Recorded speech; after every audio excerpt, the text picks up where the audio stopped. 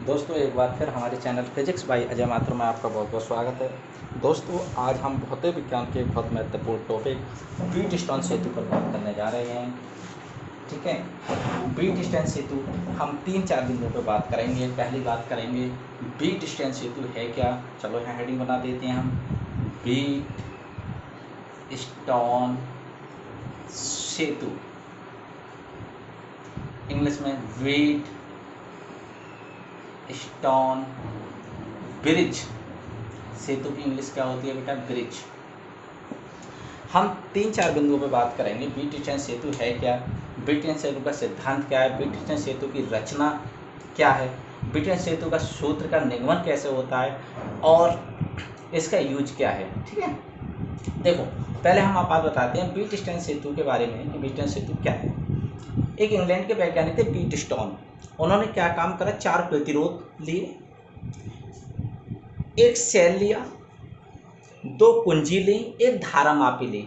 उन सबको जोड़कर एक ऐसा परिपथ तैयार करा जिसकी सहायता से किसी अज्ञात प्रतिरोध का मान ज्ञात कर सकते हैं। यदि कोई चीज़ है और उसका यदि प्रतिरोध हमें पता नहीं है तो उसका मान हम ज्ञात कर सकते हैं। किसकी सहायता से? व्हीटस्टोन सेतु की सहायता से। बात क्लियर हो गई। और किसने बनाया था? ये इंग्लैंड के एक वैज्ञानिक थे, व्हीटस्टोन इनका नाम था। पूरा नाम था सर चार्ल्स व्हीटस्टोन। ठीक, अच्छा जरा इसकी रचना बनाते हैं, उसके बाद में हम और बात बताएंगे। इसकी रचना इस प्रकार से होती है, इस तरह से। ये 4 प्रतिरोध समांतर चतुर्भुज की भुजाओं के रूप में जुड़े होते हैं आपस में, इस तरह से।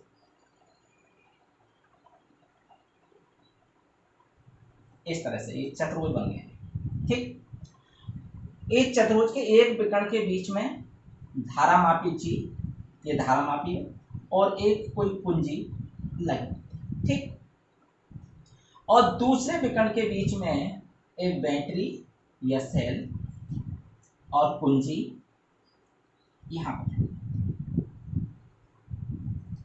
ये जो परिपथ है, इस कुंजी का नाम हमने K1 लिख दिया और इस कुंजी का नाम हमने K2 लिख दिया। ये 4 प्रतिरोध हैं। एक का नाम P है, दूसरे का नाम Q है और तीसरे का नाम R है और चौथे का नाम S। इसमें जब P, Q और R इन 3 के मान हमें पता होती है, इन 3 की वैल्यू पता होती है, और जो S नाम का होता है, ये लास्ट वाला, ये अज्ञात होता है। ठीक है, इसी का मान हमें ज्ञात करना होता है। ठीक है, जैसे भी चालक वगैरह का यदि हमें प्रतिरोध निकालना है, उसे इस जगह लगा देंगे। ठीक है, और वो S प्रतिरोध की भांति काम करेगा।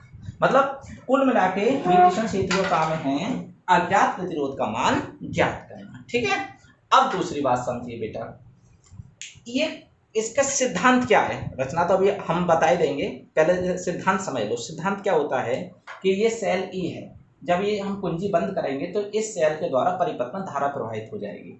ये धारा आई गई, अब किरचॉफ के फर्स्ट नियम से ये धारा 2 भागों में बढ़ जाएगी, इधर I1 और इधर I2। ठीक, अब हम इसमें क्या देखेंगे कि अब हमारे लिए इस कुंजी K2 को दबा के देखेंगे। K2 को दबाने के बाद धारा मापी में कोई विक्षेप आ रहा है, मतलब धारा मापी की सुई अपनी जगह से हट पड़ रही है, तो इसका मतलब ये है कि इसके अंदर धारा आ रही है। धारा मापी की सुई यदि विक्षेपित हो रही है तब। अब हमें वो स्थिति ज्ञात करनी है जिससे कि धारा मापी में कोई विक्षेप नहीं आए, मतलब धारा मापी की सुई अपनी जगह से नहीं हटे। तो उसके लिए इन प्रतिरोधों को जो अज्ञात है उसे रोक छोड़ के जो ये ज्ञात प्रतिरोध है उन्हें आपस में इस तरह से अरेंज करेंगे, इस तरह से हम व्यवस्थित करेंगे कि धारा मापी में कोई भी विक्षेप नहीं आना चाहिए। यदि धारा मापी में कोई विक्षेप नहीं आ रहा है, ठीक है, तो ये कहलाता है संतुलन की स्थिति। ठीक, और संतुलन की स्थिति में ये होता है P/Q बराबर R/S।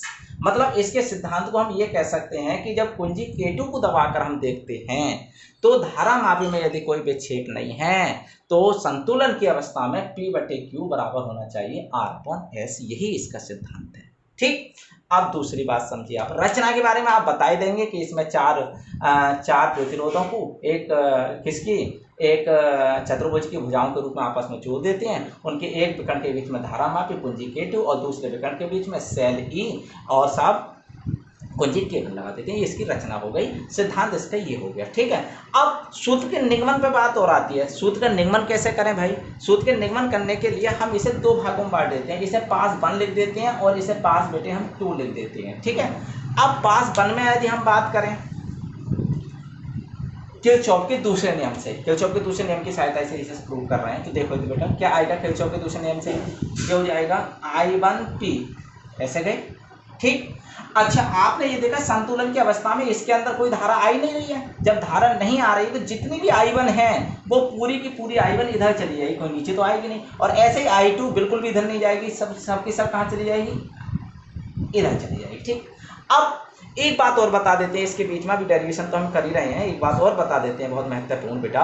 इसमें क्या होता है, संतुलन की अवस्था में ऊपर की करंट ऊपर चली गई और नीचे की करंट नीचे चली गई। यही तो काम सेतु का होता है। सेतु का क्या काम होता है, सेतु मतलब होता है पुल, पुल का क्या काम होता है, ऊपर की सवारी ऊपर नीचे की नीचे, यही तो सेतु का काम होता है। तो ऊपर की धारा ऊपर चली गई और नीचे की नीचे चली गई, इसीलिए इसका नाम क्या होता है, सेतु होता है ठीक। और व्हीटस्टोन नाम के वैज्ञानिक ने चूंकि इसे बनाया था इसलिए इसे व्हीटस्टोन कहते हैं ठीक। तो व्हीटस्टोन सेतु का मतलब आप समझ रहे होंगे। अब यहाँ समझो, यहाँ किरचॉफ का नियम लगाओ इस वाले पास में। तो I1 × P, अब नीचे आए तो इसमें कोई धारा नहीं बह रही है और जो ये धारा मापी है उसके प्रतिरोध को हमने G मान लिया, तो क्या हो जाएगा बताओ बेटे, 0 × G। फिर नीचे आए, जब नीचे आए तो देखो ये धारा इसका विरोध कर रही है, तो -I2 × क्या हो जाएगा R, और बराबर हो जाएगा 0। 0 क्यों हो गया, क्योंकि इतने परिपथ के अंदर कोई भी सेल या बैटरी नहीं जुड़ रही है, क्योंकि इसमें तो लगा रहे हैं हम। अच्छा इसे और सोल्व कर लेते हैं। तो I1P - I2R बराबर कितना हो जाएगा, 0। ये मान तो 0 हो जाएगा, ये 0 है बेटा, वो मत समझ लेना आप। तो ये होगा I1P - I2R बराबर 0। या और ज़्यादा सोल्व करें तो I1P बराबर क्या हो जाएगा, I2R। या और इसे अच्छी तरीके से सोल्व करें तो P/R बराबर हम ये भी लिख सकते हैं I2/I1। ये I2/I1 आ गया बेटा, P/R बराबर I2/I1। और इसे समीकरण 1 दे देते हैं, ये I1 लिखा हुआ है बेटा, इसे इक्वेशन 1 बना देते हैं। अब दूसरी बात समझिए आप, इसी कंडीशन को अब हम इस वाले पास में मतलब किरचॉफ के दूसरे नियम को पास 2 में अप्लाई करते हैं। जब अप्लाई करते हैं तो देखो क्या आता है बेटा, ध्यान देना आप लोग। I1 की गुणा किससे हो जाएगी, Q से, यहाँ I इसका विरोध हो रहा है, I2 की गुणा किससे हो गई, S से। अब हम ऊपर गए तो ऊपर कोई धारा नहीं बह रही है, तो क्या कर दें, 0 × G, 0 × G कर दो या -0 × G कर दो, इससे कोई फर्क नहीं पड़ेगा, प्लस या माइनस कुछ भी यूज कर सकते हैं। तो इसमें गए कोई धारा नहीं बह रही है, प्लस माइनस कुछ भी यहाँ पे यूज कर सकते हैं यहाँ पर ठीक है, क्योंकि इसमें 0 धारा है इधर। अब हमने क्या देखा, अब हमने दूसरी बात ये देखी बेटा कि बराबर किसके होगा, ये 0 के होगा। ये 0 के बराबर क्यों होगा, क्योंकि इस परिपथ के अंदर भी कोई सेल नहीं लग रहा। अब इसे सोल्व कर लो बेटा। तो I1Q - I2S बराबर कितना हो गया, 0। या और अच्छी तरीके से सोल्व करें तो I1Q बराबर क्या हो जाएगा, I2S। या और अच्छी तरीके से सोल्व करें तो Q/S बराबर क्या हो जाएगा बताओ बेटा, I2/I1। इसे इक्वेशन 2 डाल दो और इक्वेशन, अब देखो ये भी I2/I1 का मान है, इक्वेशन 1 में भी I2/I1 का मान है, तो ये दोनों चीज भी आपस में बराबर हो जाएंगी। तो 1 और 2 से देखो आप, यहाँ पे लिख देते हैं बेटा, 1 और 2 से देखो आप लोग क्या आएगा बताओ बेटा, P/R बराबर हो जाएगा Q/S। या और अच्छी तरीके से अरेंज कर लें, इसे क्रॉस मल्टीप्लाई करते हैं तो P/Q बराबर क्या हो जाएगा, R/S। यही तो सूत्र है, इसमें PQR के मान पता होती है, S का मान हम ज्ञात कर लेते हैं। इसके मतलब इस पर व्हीटस्टोन सेतु पर आधारित कुछ बहुत महत्वपूर्ण उपकरण भी हैं, जैसे आपका पोस्ट ऑफिस बॉक्स है ठीक है, मीटर सेतु है, मीटर सेतु अभी आगे हम पढ़ाएंगे बेटा, है नहीं, पोस्ट ऑफिस बॉक्स है, मीटर सेतु है, ये सब किस पर, व्हीटस्टोन सेतु पर ही काम करते हैं ठीक है। आज हम इस पर आधारित एक छोटे से न्यूमेरिकल पर बात कर लेते हैं, उसके बाद बची हुई बात बाद में करेंगे ठीक है। देखिए जरा, कहीं इस टाइप का कोई न्यूमेरिकल आ जाए बेटा, पहले तो आप लोग ये ध्यान रखना कि ये ध्यान देना कि ये कहीं व्हीटस्टोन सेतु की भांति तो नहीं है। देखो कहीं पर भी इस तरह की कंडीशन आ जाए कि मतलब उसके एक सिरे से और प्रतिरोध और इसके सिरे से दूसरा प्रतिरोध, इस तरह से मतलब देखो इस तरह का मतलब कहीं बीच में कोई प्रतिरोध आ जाए, तो ये 1 ओम है, ये 2 ओम है, ये हमने मान लिया 2 ओम है, ये 4 ओम है और ये 6 ओम है, ये मान के चल रहे हैं। तो इसमें इस तरह के सवालों में सबसे पहले ये देखना है कि ये चीज बटे ये चीज तो नहीं है। यदि ये चीज अपॉन ये चीज बराबर ये चीज अपॉन ये चीज है तो ये मान के चलना आप लोग कि ये संतुलन की स्थिति में होगा परिपथ ठीक है, और किसकी भांति काम कर रहा होगा, व्हीटस्टोन सेतु की भांति। तो देखते हैं 1/2 बराबर कितना हो गया, 2/4 या 2/4 काट देंगे तो 1/2 आ गया, तो 1/2 बराबर कितना आ गया, 1/2। इसका मतलब क्या चीज़ है कि ये संतुलन की स्थिति में है, और जब संतुलन की स्थिति में देखती है तो आप जानते हैं इसमें कोई धारा प्रवाहित नहीं होती है। जब धारा प्रवाहित नहीं होती तो इसका कोई रोल नहीं है यहाँ पर, जब नहीं है तो इस परिपथ को हम ऐसे ही बना सकते हैं बेटा, ये ध्यान देना आप लोग, इस तरह से बना सकते हैं। ये हटा सकते हैं, इसे रिमूव कर दो।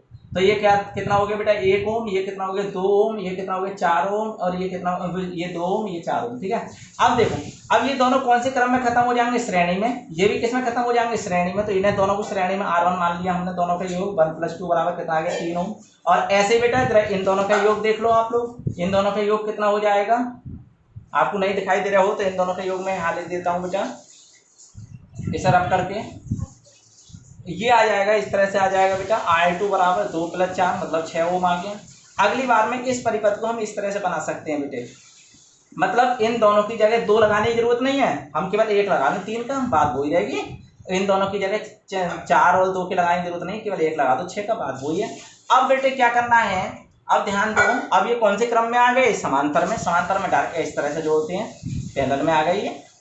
इसे पटेशन के एक से वैसे कैसे भी कर सकते हो आप, क्रॉस मल्टीप्लाई करके नीचे नीचे ही करके जैसे भी जोड़ते हो आप लोग। वैसे मैं इसे और सिंपली कर लेता हूँ, 2 से ऊपर नीचे गुणा कर दिया तो 2/6 बराबर 1/6 आ गया। कहना मतलब बटी संख्या जब एक सी हो जाती है तो ऊपरी संख्या डायरेक्ट जोड़ देते हैं, तो कितना आ गया बेटा 3/6, 3/2 मतलब 1/2। 1/r की वैल्यू कितनी आ गई 1/2, तो यहाँ से r बराबर कितना आ गया 2। ये ध्यान रखना आप लोग, ठीक है। और भी बहुत सारे सवाल हैं जो बड़े अच्छे भी हैं, टिपिकल भी हैं, लॉजिकल भी हैं, बहुत कुछ सीखने को भी मिलेंगे हमें। तो अगली वीडियो में और बहुत सारे सवाल विट्सन सेतु पर आधारित हम करेंगे, ठीक है। आज के लिए धन्यवाद।